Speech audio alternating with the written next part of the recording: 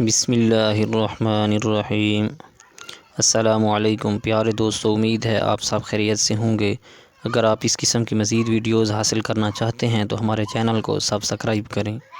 حکیم صاحب اپنے دواخانے کی طرف صبح صبح تشریف لا رہے تھے کہ اس نے مسجد میں مولوی صاحب کا خطبہ سنا۔ یہ خطبہ حکیم صاحب کے لیے توجہ کا مرکز بن گیا اور وہ ادھر ہی خطبہ سننے بیٹھ گئے۔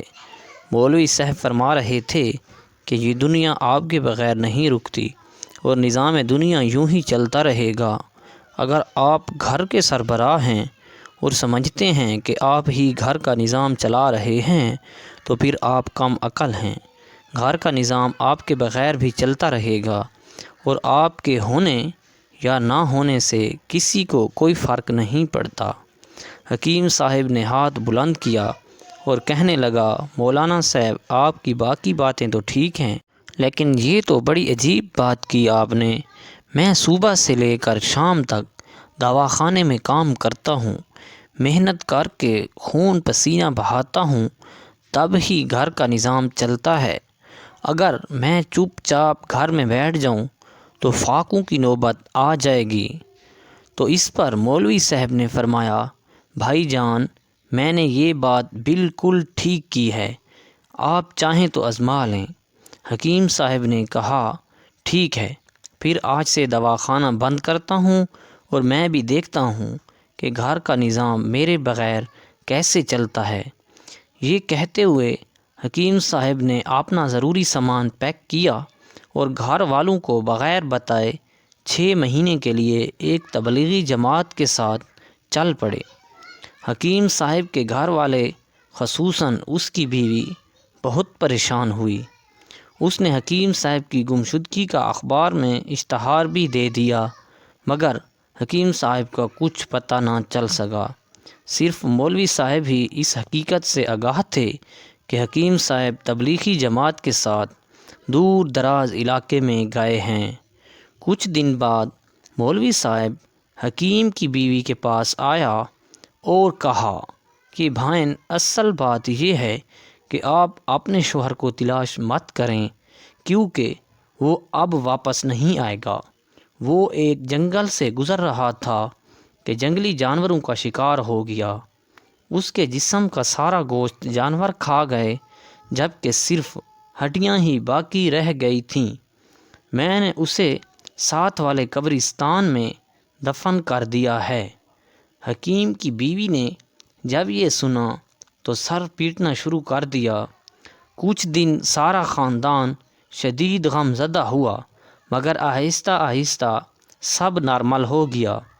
گاؤں کے لوگوں نے حکیم کی بیوی پر ترس کھایا اور سب نے مل کر اس کی مالی امداد کی۔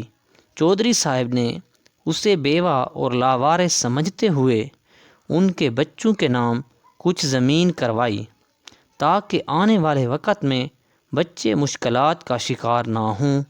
سب نے مل کر پیسہ اکٹھا کیا اور حکیم کی نوجوان بیٹی کا رشتہ طے کر دیا۔ حکیم کا بیٹا پڑھائی میں بہت اچھا تھا، تو ایک کالج کے پرنسپل نے اس کی مکمل پڑھائی کی ذمہ داری اٹھا لی اور ماہانہ وظیفہ بھی منظور کیا۔ وہ پہلے سے زیادہ خوشحال ہو گئے تھے۔ 6 ماہ بعد حکیم گھر واپس آیا اور اپنے دروازے پر دستک دی۔ اس کی بیوی نے دروازہ کھولا اور پھر فوراً بند کر دیا۔ وہ اسے بھوت سمجھ رہی تھی، اس لیے بہت خوفزدہ تھی۔ حکیم نے اپنی بیوی کو یقین دلایا، لیکن وہ نہ مانی اور گھر کا دروازہ نہ کھولا۔ آخر کار حکیم مولوی صاحب کو گواہ کے طور پر اپنے ساتھ لایا۔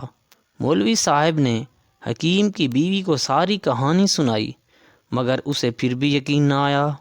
آخر کار حکیم کو غصہ آیا اور وہ طیش میں آ کر بیوی سے کہا، آخر تم چاہتی ہو، نکاح نامہ اور شناختی کارڈ دیکھنے کے بعد بھی تم مجھے جھٹلا رہی ہو۔ تو اس پر بیوی نے حکیم صاحب سے کہا کہ آخر آپ واپس آ ہی کیوں گئے؟ آپ کے جانے کے بعد ہمارے دن ہی بدل گئے تھے۔ آپ کی موجودگی میں تو ہمیں یہ آسائشیں میسر نہیں تھیں جو اب ہیں۔ آپ کا بیٹا ایک اچھے ادارے میں تعلیم حاصل کر رہا ہے، بیٹی کا ایک اچھے خاندان میں رشتہ طے ہو گیا ہے، آپ نے واپس آ کر ہماری زندگی کے رنگ میں بھنگ ڈال دیا ہے۔ حکیم نے مایوسی کی حالت میں ساتھ کھڑے مولوی صاحب کی طرف دیکھا۔ مولوی صاحب نے مسکراتے ہوئے حکیم سے کہا کہ میں کہتا تھا نا کہ یہ دنیا ہے، آپ کے ہونے یا نہ ہونے سے کسی کو کوئی فرق نہیں پڑتا۔ آخر کار حکیم عدالت میں جا پہنچا اور اپنی ہی بیوی کے خلاف عدالت میں مقدمہ درج کر دیا۔ جج نے بھی حکیم کی بہت کلاس لی کہ آخر تم نے ایسا خطرناک تجربہ کیا ہی کیوں تھا؟ اب گھر والے تجھ سے بیزار ہو چکے ہیں۔ آخر کار سب سے مایوس ہو کر وہ اپنے ہی گھر کے دروازے پر فقیروں کی طرح بیٹھ گیا۔ بیوی کو اس کی حالت پر ترس آیا اور اسے اپنے گھر میں جگہ ملی۔ یہ ہے اس کا غرور کہ اس کے بنا گھر کا نظام نہیں چل سکتا۔ یہ خاک میں مل گیا اس کا غرور، اور دنیا کا نظام کسی کے لیے بھی نہیں رکتا، اور ہمارے ہونے یا نہ ہونے سے کسی کو بھی کوئی فرق نہیں پڑتا۔ ہاں، مگر مجموعی طور پر ہم سب اللہ تعالیٰ کے محتاج ہیں۔